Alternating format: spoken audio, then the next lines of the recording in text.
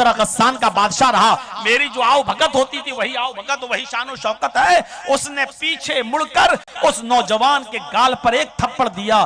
थप्पड़ इतना तेज मारा कि उस नौजवान की, उस देहाती की एक आंख फूट जाती है, उसकी आंख का डेला बाहर आ जाता है।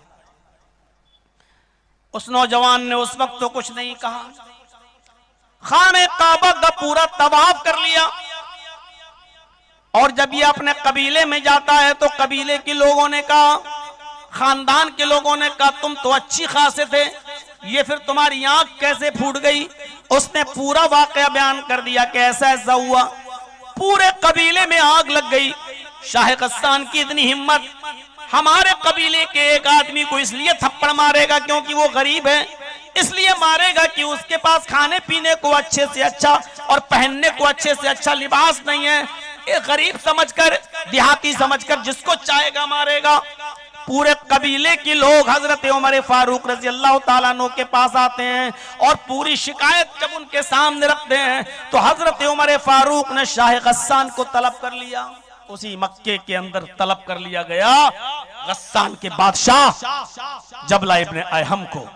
जब शाह गस्सान को तलब किया गया और जबला इब्ने अयहम अमीरुल मोमिनीन के पास आया तो दोनों में कुछ इस अंदाज से गुफ्तगू हुई, अय शाह गस्सान, तुमने इस नौजवान को थप्पड़ क्यों मारा, इसकी आंख क्यों फोड़ी?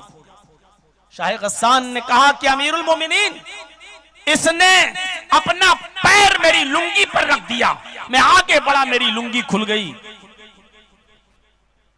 एक गरीब आदमी, इसकी हिम्मत कैसे पड़ी कि मेरी लुंगी पर पैर रख दिया, मैंने थप्पड़ मार दिया।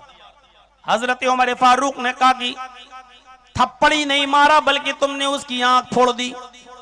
इतनी छोटी सी मामूली सी गलती की इतनी बड़ी सजा तो नहीं मिलनी चाहिए जितनी बड़ी सजा तुमने दे दी।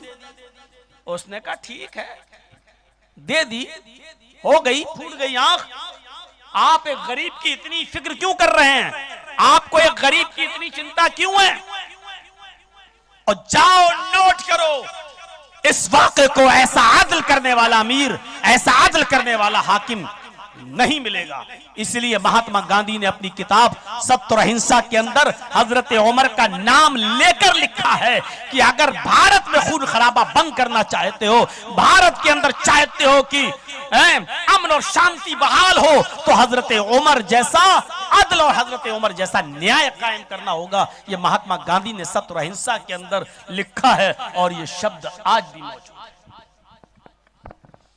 मेरे भाइयों, हजरत उमर